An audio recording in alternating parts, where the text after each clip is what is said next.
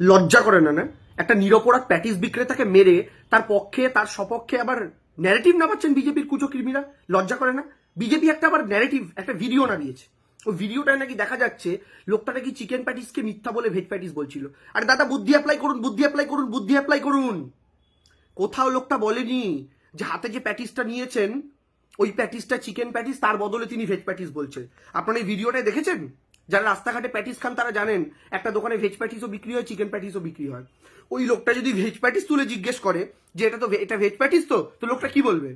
বলবে না যে হ্যাঁ দাদা ওটা ভেজ প্যাটিস, ওর মধ্যে কিছু নেই? কোথাও লেখা আছে যে চিকেন প্যাটিস তুলেছিল লোকটা সেটাকেও ভেজ প্যাটিস বলেছে? খুলে দেখিয়েছে লোকটা তখন? প্যাটিসটা ছিঁড়ে দেখিয়েছে তখন যে এই দেখুন আমি চিকেন তুলেছি, এটাকে আমি ভেজ বলে খাওয়াতে চাইছিল না তো? ভেজ চিকেন দুটোই পাওয়া যায়। লোকটা ভেজটা তুলেছিল তাই দোকানদারটা বলেছে হ্যাঁ দাদা ওটা ভেজ। আর আপনারা সেটা ট্র্যাপে পা দিয়ে একটা নিরপরাধ বিক্রেতা, শুধু সে মুসলমান বলে তার বিরুদ্ধে দাঁড়িয়ে পড়েছেন। এতটা বিষ আপনার মাথায় ঢুকে পড়েছে, এতটা বিষ। ভারতে থাকার যোগ্য নন আপনারা। আর যারা বলছেন তাদেরকে একটা কথা বলি, আচ্ছা এথিক্যালি চিন্তা করুন তো। ওই যে ব্রিগেড ময়দানে গীতা পাঠের অনুষ্ঠান হচ্ছিল, আয়োজকরা কোথাও পোস্টার বা ব্যানার লাগিয়েছিল যে ওইখানে প্যাটিস, চিকেন, মটন ইত্যাদি নিয়ে ঢোকা নিষেধ, আমিষ নিয়ে ঢোকা নিষেধ? কোথাও কোনো ব্যানার পোস্টার লাগানো হয়েছিল? Yes or no? নো।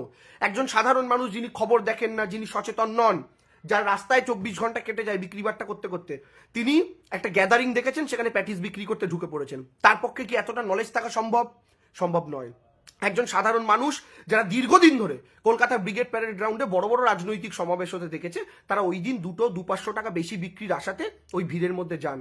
তারা কোনোদিন দেখেন না বিজেপির মিটিং, তৃণমূলের মিটিং, সিপিএম এর মিটিং, আইএসএফ এর মিটিং, আরএসপির মিটিং, এসইউসিআই এর মিটিং, কিংবা কোনো নির্দলের মিটিং, কিংবা কোনো সামাজিক সংগঠনের মিটিং, কিছু দেখেন না। তারা ভিড় দেখলেই চলে যান দুটো বেশি বিক্রির আশায়। আর সেই জায়গা থেকে দাঁড়িয়ে আজকের দিনে আপনারা বলুন, ওই যে লোকটা গেল, সেই নিরপরাধ লোকটার প্যাটিসের দোকানটা ভেঙে গুড়িয়ে দেওয়ার কোনো রকম দরকার ছিল? সাপোর্ট করে আবার আপনারা কি বলবেন? তার আগে একটা কথা বলি, লোকটা গীতা পাঠের জায়গায় যায়নি, গীতা পাঠটা করা হয়েছে ওদের জায়গাতে। ওরা বলতে কারা? ওরা বলতে সাধারণ প্যাটিস বিক্রেতা, ঘুগনি বিক্রেতা, ঘুটি গরম বিক্রেতা। ময়দানটা ওদের জায়গা, ওরা ওখানে বিক্রি করে, সেখানে আমরা প্রোগ্রাম করি রাজনৈতিক দলের লোকেরা গিয়ে।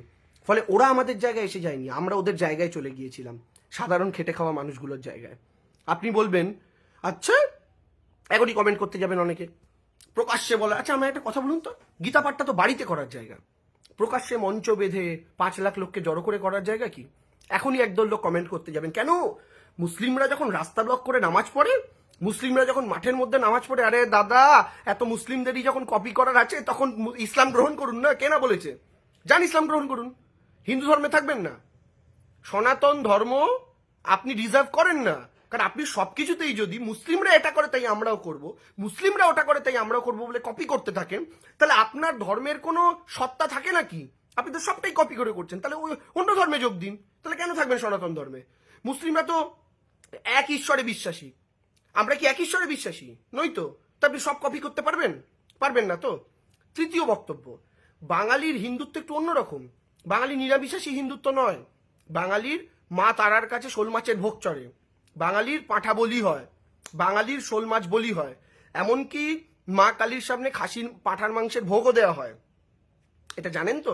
শুধু তাই নয়, বাঙালি দুর্গাপুজোয় হাতে এগরোল, চিকেন রোল নিয়ে প্যান্ডেল দেখতে যায়, ঠাকুর দেখতে যায়। এটা হচ্ছে বাঙালির দুর্গাপুজো। আমিষ না খেলে বাঙালির দুর্গাপুজো হয় না।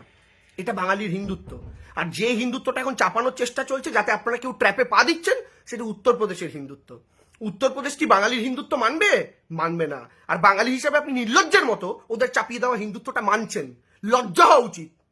এতে আমাকে গালাগাল দিন, অপছন্দ করুন, আমার বয়ে গেল, কিন্তু আমার কালচারকে নষ্ট করছে বিজেপির কিছু ক্রিমিকিট, এবং তার সঙ্গে ট্র্যাপে পা দিচ্ছেন কিছু উগ্র মুসলিম বিদ্বেষী ইসলামোফোবিক মানুষজন, শুধুমাত্র প্যাটিস বিক্রেতাটা একজন মুসলিম বলে, আর কিচ্ছু না। আর যদি হিন্দু হতো তাহলে খুঁজে বার করার চেষ্টা হতো তার 14 গোষ্ঠীতে কেউ কোনোদিন তৃণমূল করেছে কিনা, তার বাবার কাকার মামার মাসি কেউ পঞ্চায়েত সদস্য আছে কিনা, তার পিসার মেশোর মামার দাদুর ঠাকুরদার ভাইপোর ভাইজির কেউ কাউন্সিলর আছে কিনা, তখন তৃণমূল যোগ বার করার চেষ্টা হতো। কি বলা হতো তখন?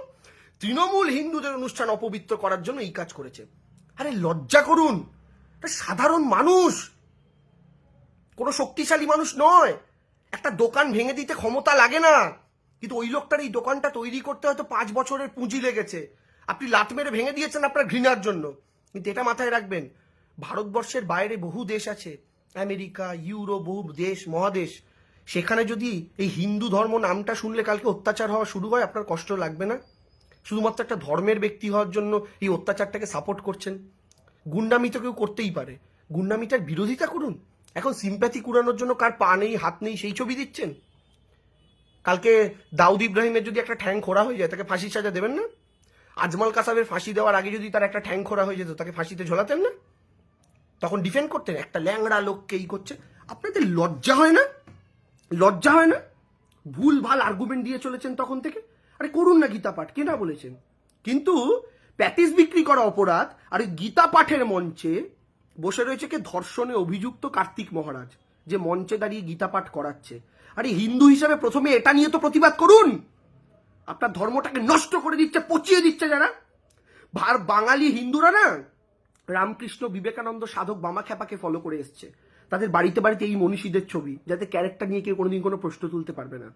আর ওই বিজেপি যে ধর্মটা আপনার ঘাড়ে চাপিয়ে দিতে চাইছে, রিল দেখিয়ে, শর্ট দেখিয়ে, আয়োজন করে আপনি ট্যাপে পাও দিচ্ছেন, ওই ধর্মে না ওই উত্তরপ্রদেশীয় কালচার, মানে নর্থ ইন্ডিয়ান কালচারের যে হিন্দুত্ব, সেই হিন্দুত্বের কালচারে ওখানকার ধর্মগুরু কারা বলুন তো? ধর্ষণে দোষী সাব্যস্ত হওয়া আসারাম বাপু। দোষী সাব্যস্ত, অভিযুক্ত নয়, দোষী সাব্যস্ত, প্রমাণিত ধর্ষক। যে আসারাম বাবুকে আবার জেল থেকে মুক্তি দেওয়ার ব্যবস্থা করে মোদী সরকার প্যারোলে। ওদের আইডল কারা বলুন তো? বাবা রাম রহিম, ধর্ষণে অভিযুক্ত নয়, প্রমাণিত ধর্ষক। হরিয়ানার নির্বাচনের আগে প্যারোলে মুক্তি দেয় কে? নরেন্দ্র মোদীর সরকার। ধর্ষণ প্রমাণিত হয়ে গেছে, তারপরেও বাংলাতে কোনোদিন বাঙালি হিন্দুর আইডল এরা ছিল না। আজকে কার্তিক মহারাজ হিন্দুদের আইডল, মঞ্চে বসে গীতা পাঠ করছে যে ধর্ষণে অভিযুক্ত। তাহলে কি প্রমাণ করতে চাইছো? নতুন নব্য হিন্দুরা আমাদের হিন্দু ধর্মটাকে আর কতটা কলঙ্কিত করবে? তাহলে বিজেপির নব্য হিন্দুদের কাছে ধর্ষণে অভিযুক্ত হওয়ার চাইতে প্যাটিসে চিকেন থাকাটা বেশি অপরাধের, তাই তো? প্লিজ, কেউ তোমাদের অধিকার দেয়নি গো আমাদের হিন্দু ধর্মটাকে এভাবে নষ্ট করার। তোমরা প্লিজ বেরিয়ে যাও বাংলা থেকে। এই বাংলার হিন্দুত্ব তোমাদের পথে চলবে না, এটা বিবেকানন্দ রামকৃষ্ণের পথে চলবে। আর যদি বাইরের থেকে কাউকে ফলো করতেই হয়, তাহলে প্রেমানন্দজি মহারাজের মতো সন্তদের ফলো করো। এরা ঘৃণা ছড়ায় না। আর ঘৃণার চাষই যদি করার হবে, তাহলে ঘৃণার চাষ দয়া করে ভগবানকে সাক্ষী থেকে করো না। ভগবান কোথাও ঘৃণা চাষ করতে বলেনি। আর কথায় কথায় যদি ওরা এটা করে তাই আমরাও করব বলার হয়, তাহলে সরাসরি ওদের ধর্মটাই গ্রহণ করো। কারণ আমার ধর্মটা তো আলাদা। আমার ধর্মটাকে অন্য কারোর সাথে গুলিয়ে দিও না। যার যার ধর্ম তার তার কাছে শ্রেষ্ঠ। আমার বাংলা দুর্গাপুজোর বাংলা, এগরোল হাতে নিয়ে প্যান্ডেলে যাওয়ার বাংলা। প্লিজ এটাকে নষ্ট করে দিও না, প্লিজ।